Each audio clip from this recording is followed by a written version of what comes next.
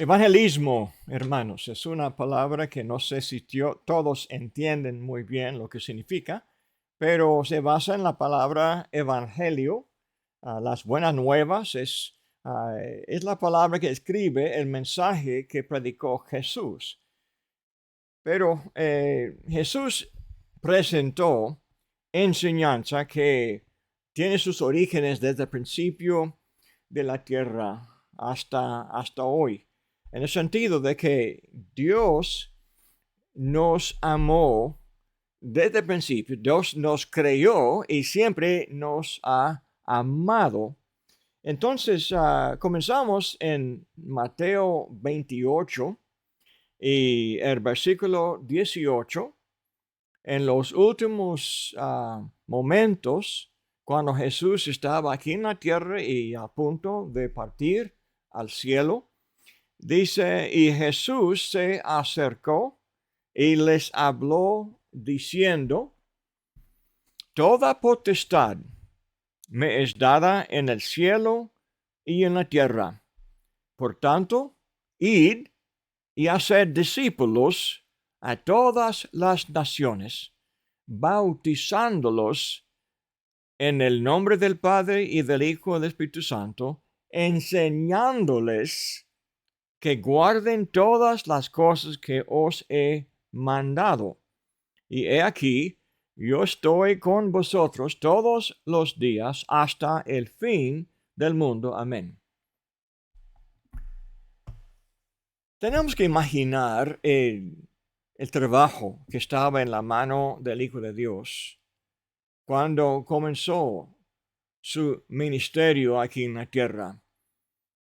Si podemos recordar, en Génesis capítulo 6, Dios había creado a Adán y a Eva y ellos ah, tuvieron hijos y los seres humanos llenaron la tierra, pero no solamente con su presencia, pero también con su rebeldía. En Génesis capítulo 6, el versículo 3, aquí, y dijo Jehová, no contenderá mi espíritu con el hombre para siempre, porque ciertamente él es carne, mas serán sus días 120 años. Y el versículo 5, y vio Jehová que la maldad de los hombres eran mucha en la tierra, y que todo designio de los pensamientos del corazón de ellos era de continuo solamente el mal. Y se arrepintió Jehová de haber hecho hombre en la tierra, y le dolió en su corazón. Y dijo Jehová, raeré de sobre la faz de la tierra a los hombres que he creado, desde el hombre hasta la bestia y hasta el reptil y las aves del cielo, pues me arrepiento de haberlos hecho. Pero Noé halló gracia ante los ojos de Jehová. La gran historia del diluvio de los días de Noé refleja el problema que Dios tiene con la conducta mala de los hombres. Dios no puede soportar el pecado. Esto no significa que Dios no ama a los hombres. Siempre les amó. Cuando consideramos lo que Dios hizo en matar a todos los hombres menos una sola familia, acuérdense de lo que dijo Juan 3, el versículo 16. Leemos aquí, porque de tal manera amó Dios al mundo, que ha dado a su Hijo unigénito, para que todo aquel que en él cree no se pierda, mas tenga vida eterna. En otros estudios hemos examinado el significado de la vida eterna en el Evangelio de Juan. Y comenzamos a entender que lo que es el fracaso de los hombres antiguos, o lo que era el fracaso de ellos, es que andaban conforme a la carne, andaban en pecado y por lo tanto en la muerte. Uno que vive en pecado está muerto y Dios no le puede soportar. Dios siguió amando a los hombres a pesar de sus pecados. Pero últimamente será necesario que Dios juzgue a todos los hombres. Entonces, segunda de Pedro, capítulo 3, volvemos a la cuestión del juicio cuando Dios otra vez va a destruir a todos los seres humanos. Con capítulo 3, versículo 4 dice, y diciendo, ¿dónde está la promesa de su advenimiento? Porque desde el día en que los padres durmieron, todas las cosas permanecen así como desde el principio de la creación. Estos ignoran voluntariamente que en el tiempo antiguo fueron hechos por la palabra de Dios los cielos y también la tierra, que proviene del agua y por el agua subsiste, por lo cual el mundo de entonces pereció anegado en agua. Pero los cielos y la tierra que existen ahora están reservados por la misma palabra, guardados para el fuego en el día del juicio y de la perdición de los hombres impíos. Este día vendrá. El versículo 8 dice, oh amados, no ignoréis esto, que para con el Señor un día es como 1000 años y 1000 años como un día. El Señor no retarda su promesa, según algunos la tienen por tardanza, sino que es paciente para con nosotros, no queriendo que ninguno perezca, sino que todos procedan al arrepentimiento. El gran punto de toda la enseñanza de la Biblia es de salvar al hombre de la impiedad, de la práctica de los impíos. Y entonces dice, Dios no quiere que ninguno perezca a consecuencia de sus pecados. Envió a Jesús para que haya perdón. Sin duda, esto es el primer paso de la salvación. Pero el propósito del perdón se refleja en los requisitos para el perdón.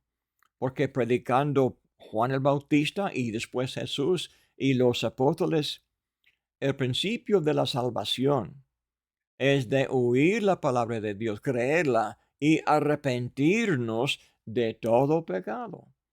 Tenemos que comenzar una vida nueva. Esta es la vida que se llama vida eterna. Es la vida divina, es la vida celestial, es la vida de Dios. Juan 1:4. La vida estaba en él y la vida llegó a ser la luz del mundo. Dios no anda en tinieblas, no anda conforme a la carne. Dios no anda conforme a los pecados de los hombres. Pero gracias a Dios, Dios es paciente con nosotros, no quiere que ninguno perezca.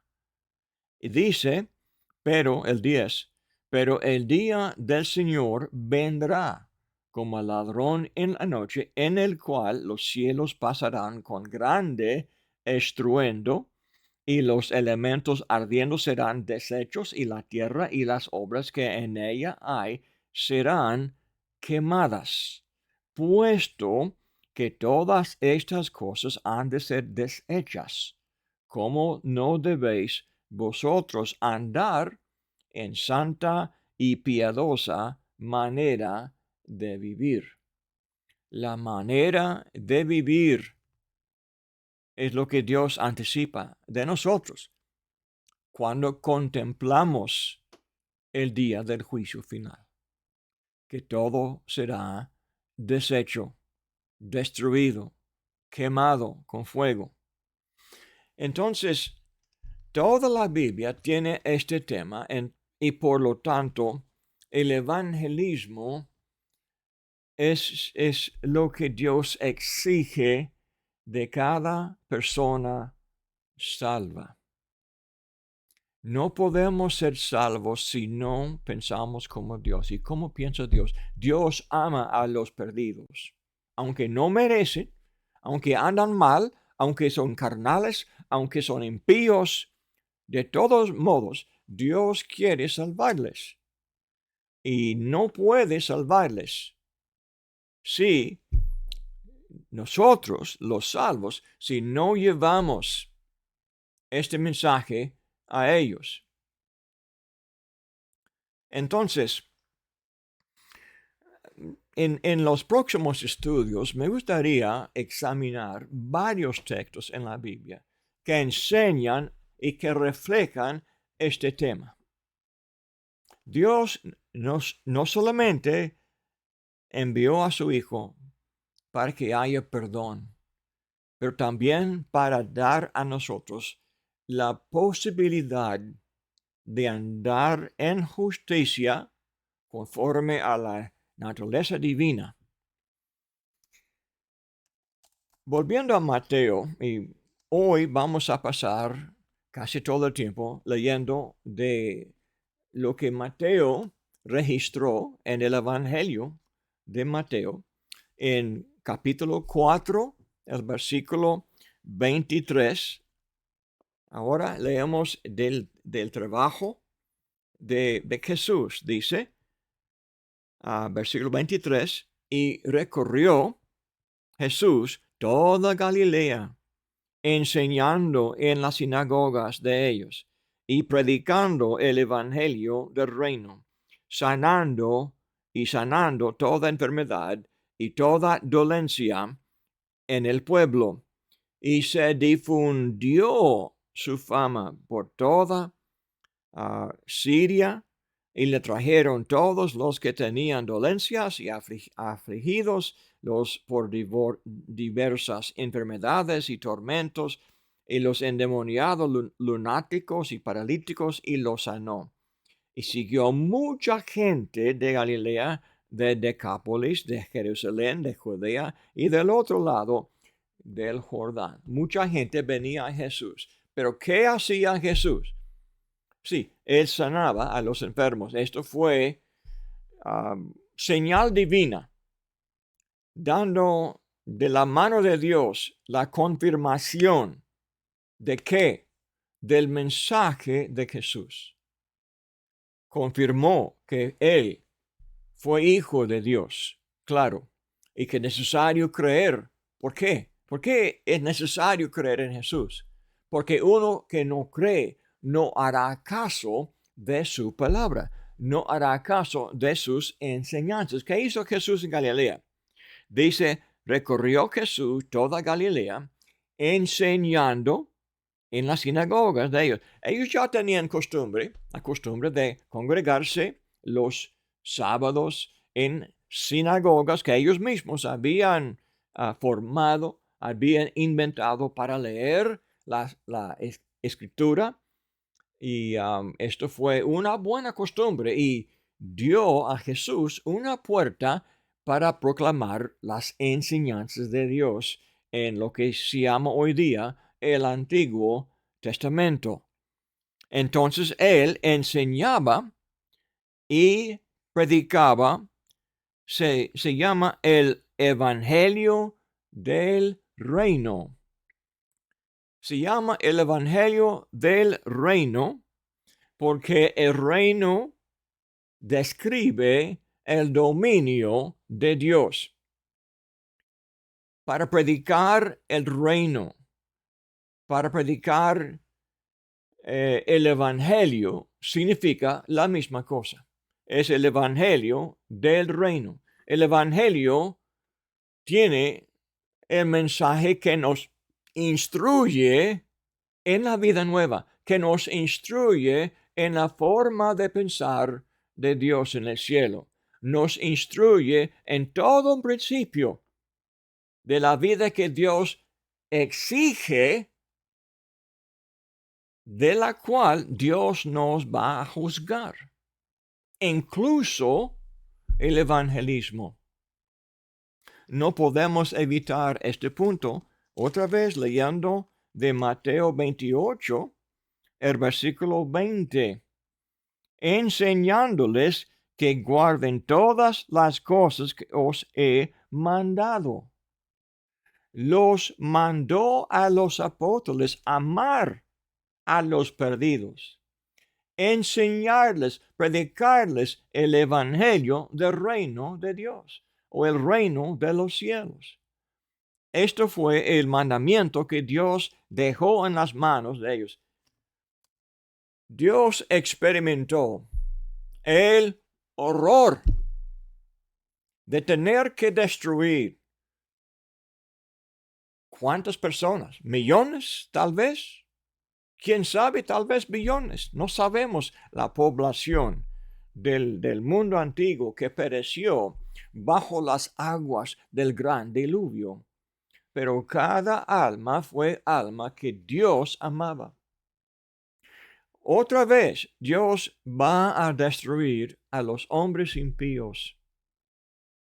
Pero antes de este día de juicio, Dios ha puesto en nuestras manos la carga de enseñar a todos los hombres, a ser discípulos de ellos y enseñarles todo lo que Dios mandó a los apóstoles.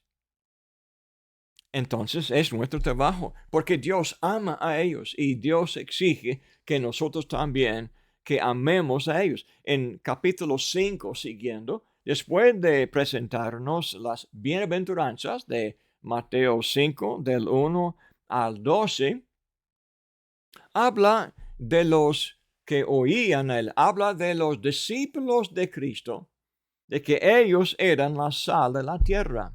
Y también dice el 14, vosotros sois la luz del mundo. La sal preserva, conserva lo que toca, la influencia del hombre piadoso a Dios tiene efecto bueno para preservar, conservar a los demás.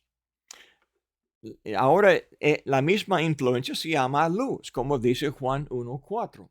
La vida de Dios llegó a ser la luz del mundo. Ahora dice nosotros, vosotros sois la luz del mundo. Una ciudad asentada sobre un monte no se puede esconder, ni se enciende una luz y se pone debajo de un almud, sino sobre el candelero, y alumbra a todos los que están en casa. Dios tiene en mente de que la luz de Él se viera por todos los hombres. ¿Pero cómo? Tiene que ser por lo que hacen los discípulos de Cristo. No pueden esconderse en un lugar lejos de la población. Deben de vivir entre los hombres impíos, mostrando la gloria de Dios, mostrando la luz de Dios. Así alumbre vuestra luz delante de los hombres, para que vean vuestras obras.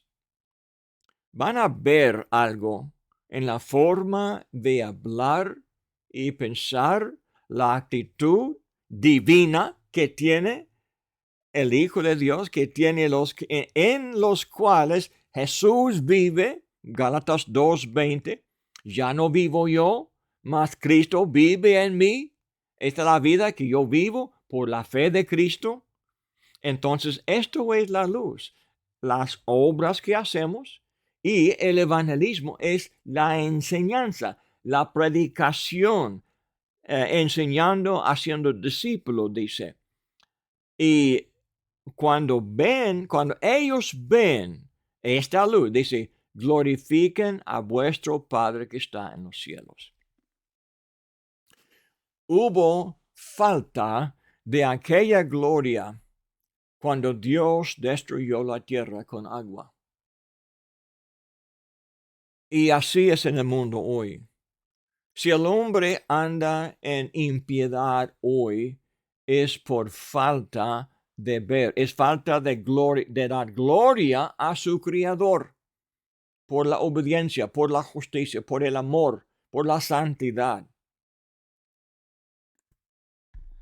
Capítulo 6, en el mismo sermón de Jesús, cuando Jesús les enseñó a los discípulos cómo orar, les dio una fórmula muy simple, muy básico. Podemos aprender ciertos principios y podemos expandir y aumentar para expresar a Dios los pensamientos, las peticiones que Dios quiere recibir.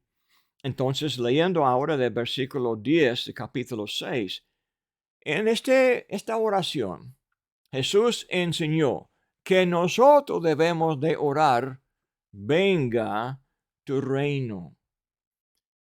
Nos perdimos tantas veces en debate, en plática acerca de toda la falsa doctrina de premilenialismo y los que han dicho que el reino no ha venido y que esperamos un día en el futuro cuando vendrá el reino.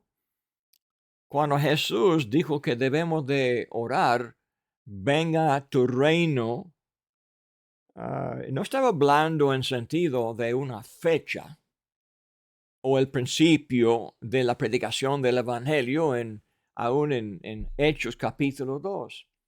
Estaba hablando de lo que pasa cuando la enseñanza de Dios, de su dominio, de su reino,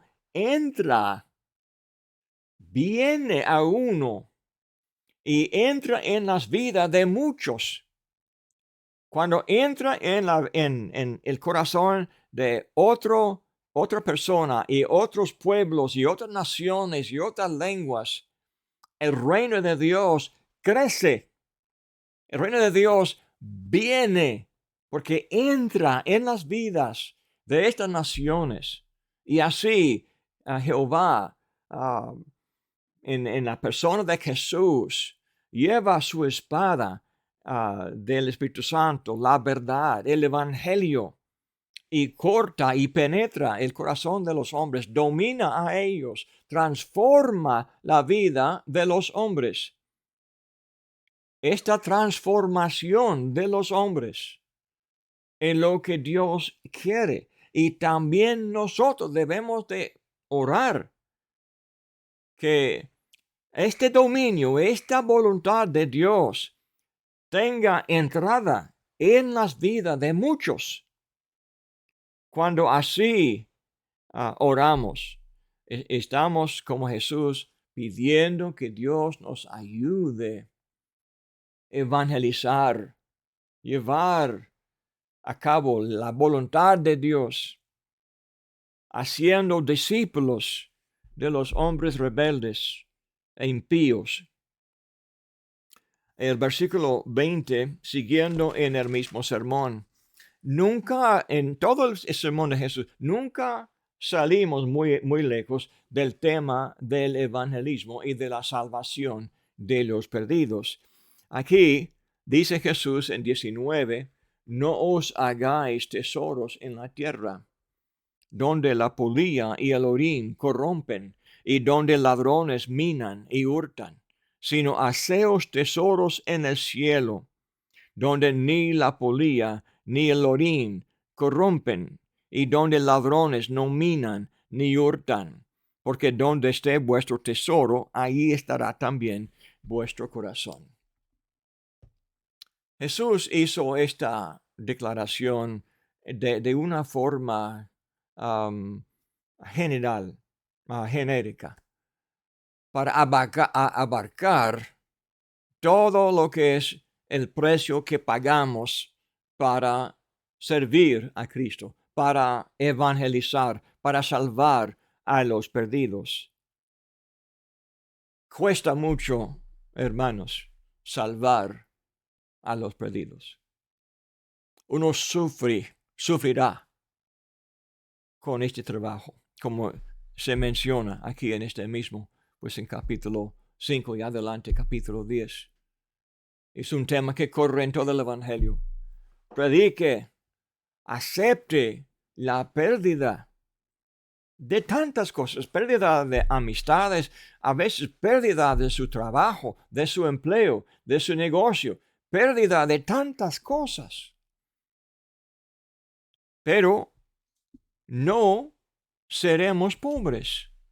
Dice, no os hagáis tesoros en la tierra, donde la polilla y el orín corrompen, y donde ladrones minan y hurtan.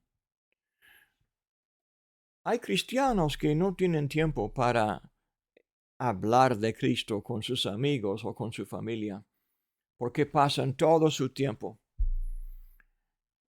luchando para sostener la vida aquí en la tierra, hacerse más rico, tener más seguridad basada en tener una cuenta bancaria más grande o suficiente para el futuro. Y ya hemos calculado, si vivimos tantos años, cuánto va a costar cuando no podré trabajar, cuando no podré ganar. Entonces estoy haciendo ahorros, estoy trabajando duro y no me queda tiempo y no me conviene, porque no, voy a perder clientes. Si me oyen hablar de Cristo, voy a perder negocio, voy a perder empleo, voy a perder mucho. ¿Y qué dice Jesús? No se preocupe.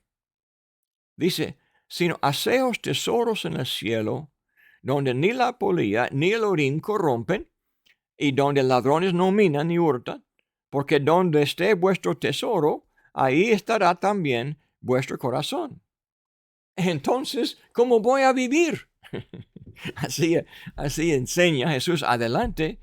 Dice, no os afanéis, 25, por vuestra vida. ¿Qué hacéis? ¿O qué habéis de comer? ¿O qué habéis de beber?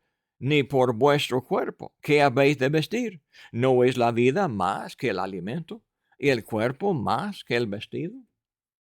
Mirad las aves del cielo, que no siembran, ni ciegan, ni recogen en graneros, y vuestro Padre Celestial las alimenta. ¿No valéis vosotros mucho más que ellas? Etcétera, etcétera. Y dice el 33, mas buscar primeramente el reino de Dios y su justicia, y todas estas cosas os serán añadidas. Otra vez dice, buscar primeramente el reino de Dios. ¿Cómo se hace? No está hablando tanto de la caridad, sí incluye, se abarca.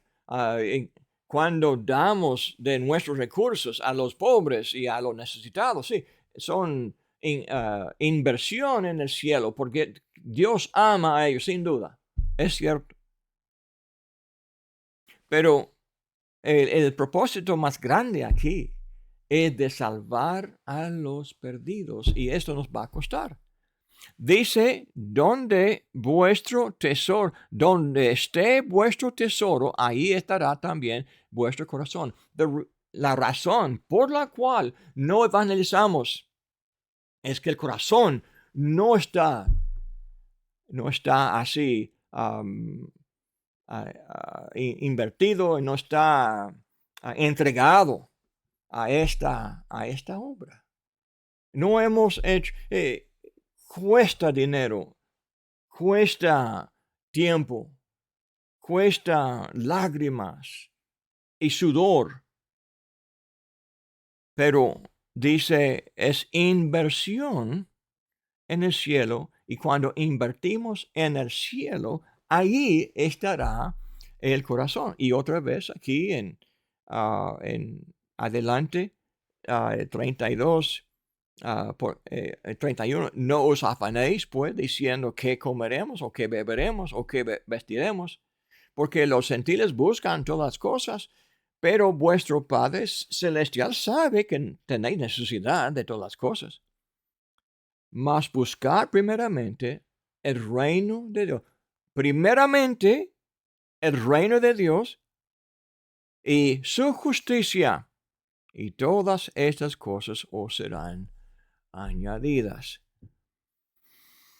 Hermanos, este tema corre y corre en toda el sermón. Podemos buscar otros detalles, pero déjame incluir uno más de Mateo 5, 6 y 7 son este sermón del monte.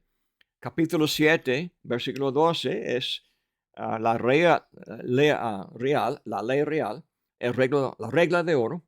Dice, así que todas las cosas que queráis que los hombres hagan con vosotros, así también haced vosotros con ellos, porque esto es la ley y los profetas.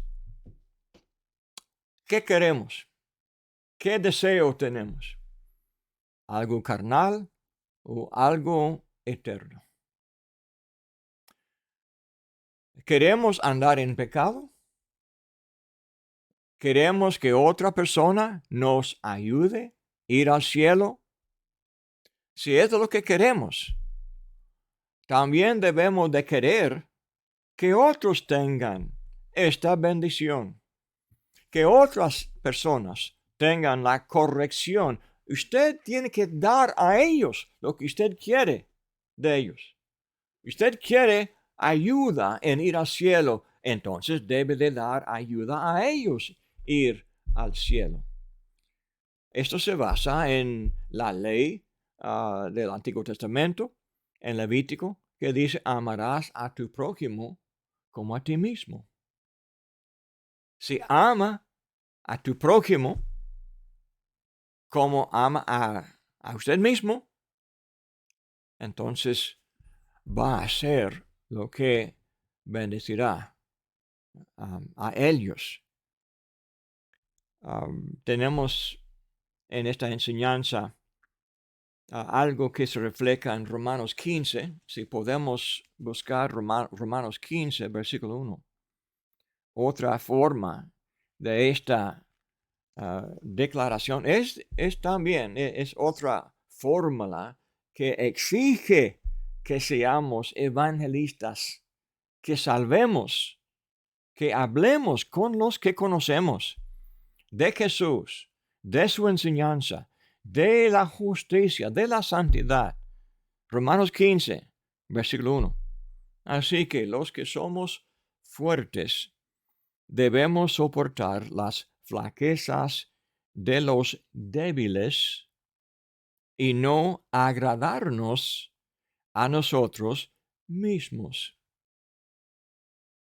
El problema que ha hecho los hombres en los días de Noé y también después en Sodoma, cada uno hace lo que a él le agrada. No piensa en su prójimo, no piensa en el bienestar de otro, no piensa en las consecuencias de los pecados que uno hace cuando peca en contra su prójimo o cuando descuida del bienestar de su prójimo. Dice el versículo 2, cada uno de nosotros agrade a su prójimo, agrade a su prójimo en lo que es bueno para edificación. Entonces, en eso tenemos que negarnos a nosotros mismos, una vez más, el mismo concepto. Si uno quiere seguir en pos de Jesús, debe de tomar su cruz, negarse a sí mismo y hacer lo que es la voluntad de Cristo en cuanto a la salvación de la otra persona. Volviendo a Mateo 7, habla de la estrecha, entrar por la puerta estrecha, dice, versículo 13, entrar por la puerta estrecha, porque ancha es la puerta y espacioso el camino que lleva a la perdición, y muchos son los que entran por ella. Así es el mundo en el cual vivimos. Todo el mundo va rumbo a la perdición. Perdición es de estar arruinado, destruidos, afligidos por el infierno. Es de perder el alma, es de perder la felicidad que Dios quiere que el alma tenga en la eternidad con Él. Perder el alma es de perder su dirección, de andar en tinieblas y no andar en el camino de la luz. Uno que es ciego, anda y no sabe a dónde va, entonces anda en pecado porque no sabe lo que está haciendo. Dice el 14, porque estrecha es la puerta y angosto el camino que lleva a la vida, y pocos son los que la hallan. Es difícil encontrar esta puerta. ¿Por qué? Es vida. Pero todo el mundo está convencido de tomar el veneno que mata. Todo el mundo está bien entregado a lo que mata al hombre. Hay expertos sin límite. Hay falsas doctrinas, hay falsos profetas, hay filósofos, hay mundanos, hay borrachos, y todos tienen una idea, y es corrupta.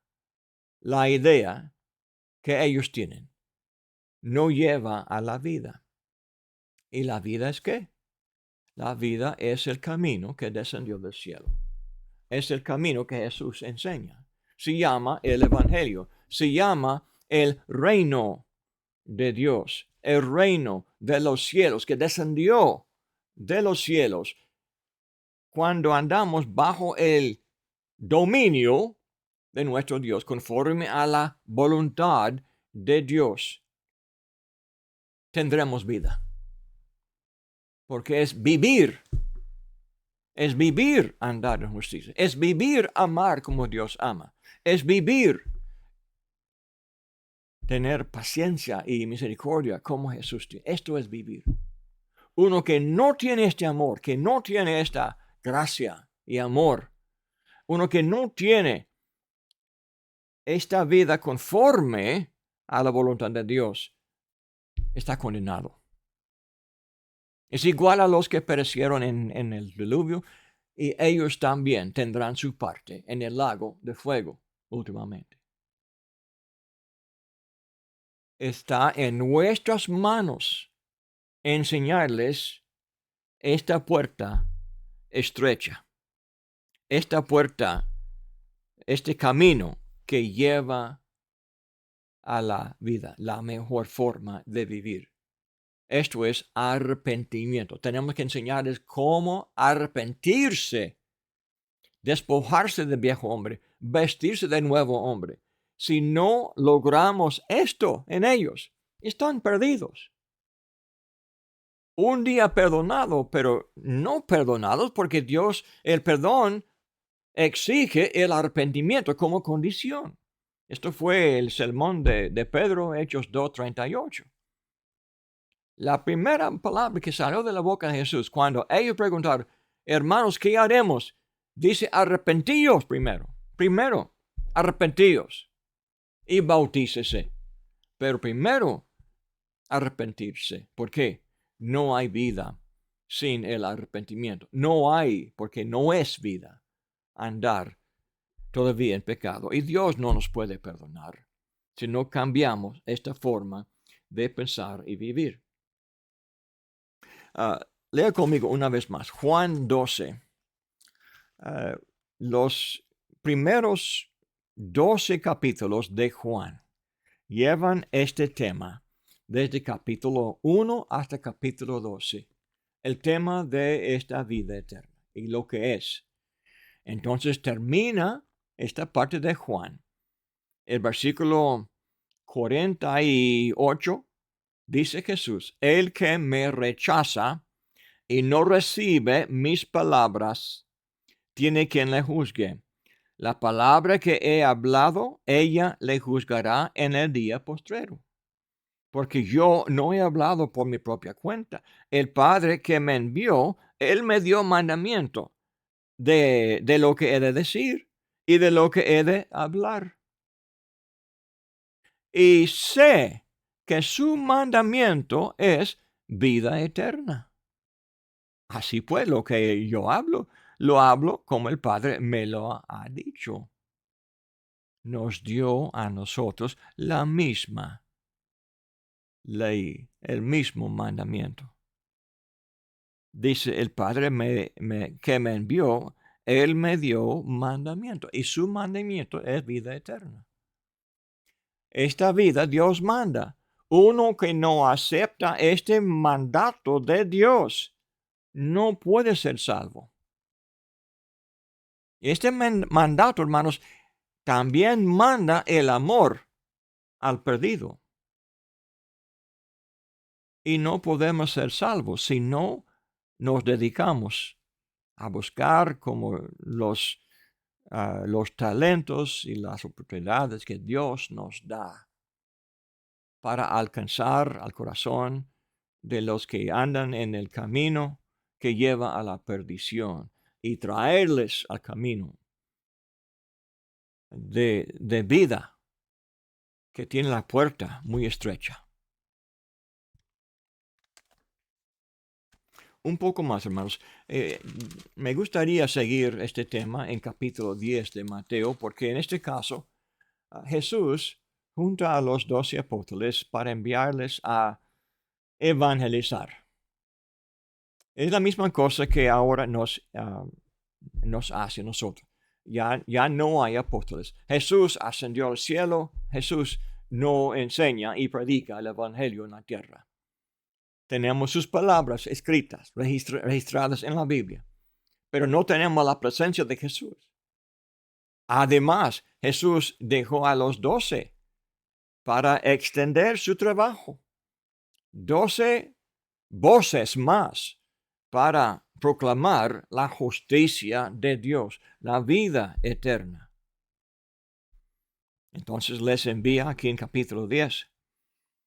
Versículo 7 dice, y yendo, predicad, diciendo, el reino de los cielos se ha acercado. Entonces ellos enseñaban, este reino estaba cerca de ellos. Cerca de comenzar en la vida de ellos, y por supuesto, la iglesia fue la forma que tomó del reino en su forma de funcionar y salvar a los salvos, de seguir la obra. Pero comienza cuando uno escucha esta palabra. Les envió entonces dándoles el poder para hacer señales. Pero adelante, lee conmigo versículo 22. Dice, hablando de la resistencia que iban a encontrar. Dice, el hermano entregará a la muerte al hermano y el padre al hijo, y los hijos se levantarán contra los padres y los harán morir. Y seréis aborrecidos de todos por causa de mi nombre. Mas el que persevere hasta el fin, éste será salvo. ¿Qué le parece? ¿Qué dice Jesús? El que persevere haciendo qué. ¿Por qué serán aborrecidos? Porque estaban predicando, diciendo, el reino de Dios se ha acercado. Estaban predicando lo que Jesús predicaba en Mateo 5, 6 y 7. Este cambio de la vida, este arrepentimiento, lo que enseñaba Juan.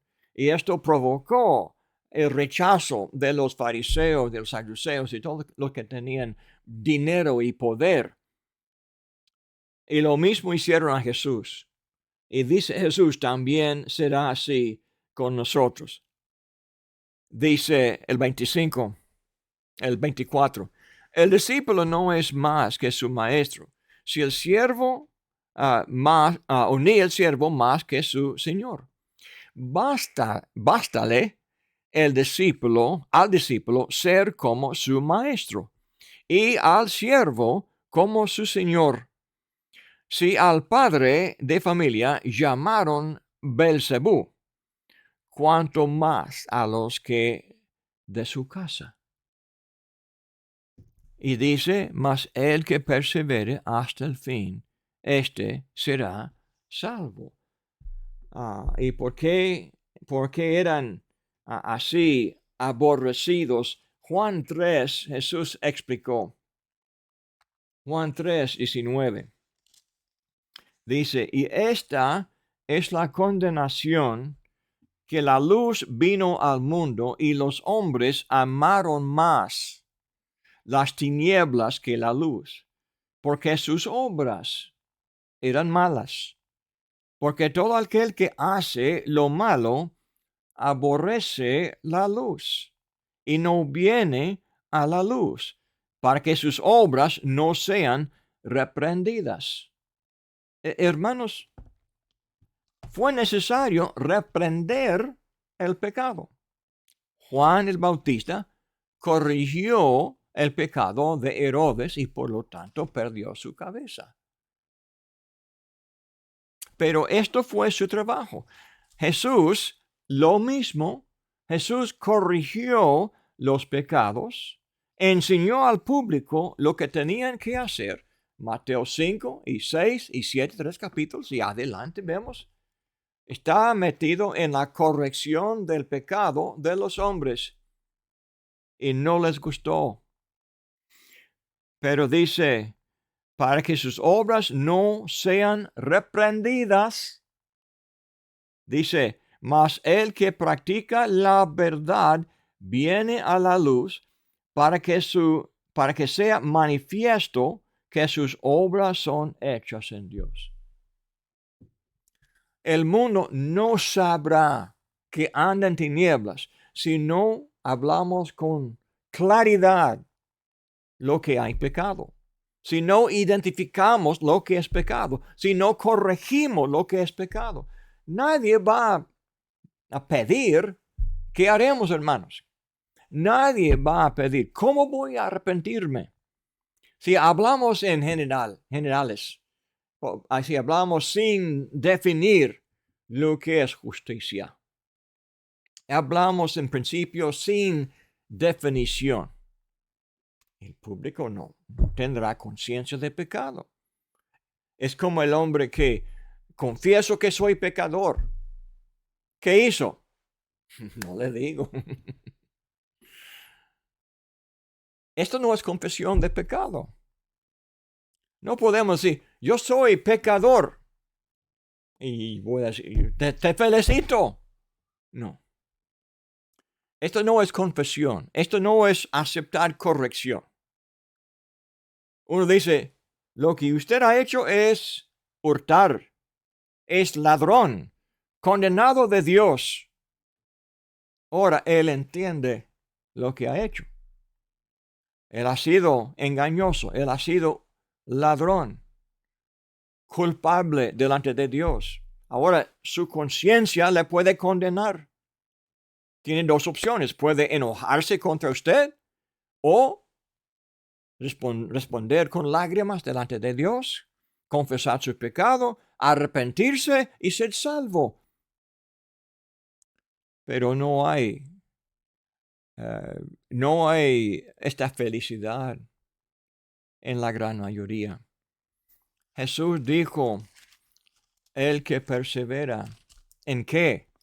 El que persevera en este trabajo, dice, hablando con los que estaban evangelizando, corrigiendo el pecado, diciendo lo que el mundo no quería escuchar, provocando ira, hablando de pecado.